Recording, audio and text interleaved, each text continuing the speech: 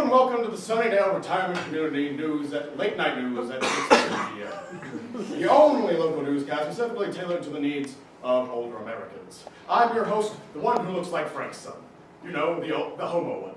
And I'm affirmative action. Tonight's top story. A fire has broken out at the old bank that is now a restaurant that has that good chicken, leaving 2 employees badly burned. Firemen have been working tirelessly for the last several hours to ensure that the flames do not spread to the building next door, which used to be such a nice place before all the Mexicans moved in. Police are unsure how the fire began, but early reports seem to implicate damn kids who were most likely on dope or something. We'll update you as the story progresses. President Osama bin Laden spoke to his when he urged the nation to stop letting you take your heart pills and to cancel all reruns of the Andy Griffith Show. Sunnydale News for Older Americans was unable to receive a tape of that speech, but we do have an official transcript. President Osama said, "Boogity, boogity, boogity, jive music, I hate your grandchildren."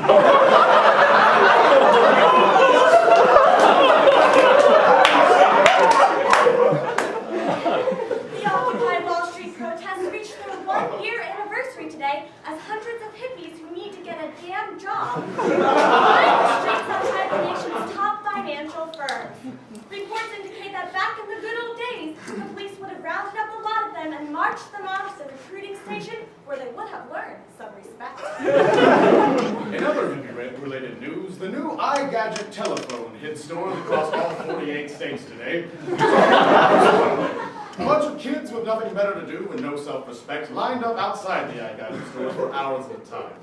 Back in the day, these kids would have amused themselves with a piece of string that was about 4 feet long and a stick of some kind. Proud to have it. But the new gadget comes not only with bells, but a considerable amount of whistles. Our reporter on the scene was able to get a statement from one excited hippie who said, quote, "It's totally fetch." Whatever that means. Now back to affirmative action.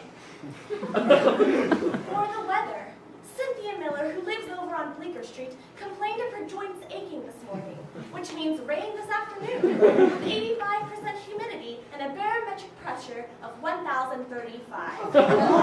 Winds will be coming out of the northeast at 11 miles per hour, and Bill Everhart's cat will almost certainly run away. Those are some impressive joints, one who looks like Frank's son. They sure are. In other news, Generalissimo Francisco Franco is still dead. We have an update for you now on the fire that is still raging downtown. It appears that local resident Bill Everhart wandered into the building after not taking his Alzheimer's medication and started the fire while trying to make a pot of collard greens. The police have issued an official apology to damn kids with the knowledge that they were still involved somehow, the little bastards. In sports, the New York Yankees defeated the Washington Senators today in interleague play. So it's as big of a travesty as the designated hitter and those newfangled gloves with the webs between the fingers. Derek Jeter led the team with a 2-run home run and a 2-run double. But he's nothing compared to what Honus Wagner was. Now, there was a man who really knew how to play the game of baseball. Local resident Frank Adams said about the game, oh, something very racist. No.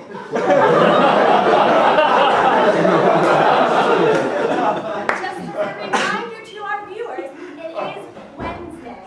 And also, your grandchildren still have not called. Community bulletin.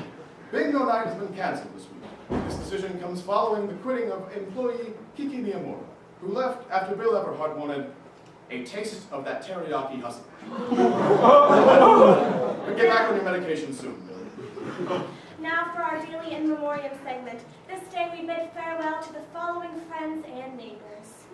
Esmeralda Jackson, Estelle Miller, Jimmy Ireland, Michael Otana, Timothy James Brooks, Ruth Casper, Ruth Jameston, Ruth Campbell, Michael Clark Duncan, Sarah Proctor, John Proctor, Woodrow Anderson, Truett Halcoin Rayford, Daniela Martin Cauliflower, and Gina Eglin. And we're certain Bill Everhart will be joining them soon. From all of us us here at Sunnydale Closed Circuit News, have a pleasant evening. We'll have updates at 9, 11, 11:45, 1:15, 2:26, 3:09, and 4:12 for every time you have to get up to pee. We'd like to thank our sponsors from Fox News, who'd like to wish all of those who won't be back with us tomorrow a pleasant passing. Hail Murdoch.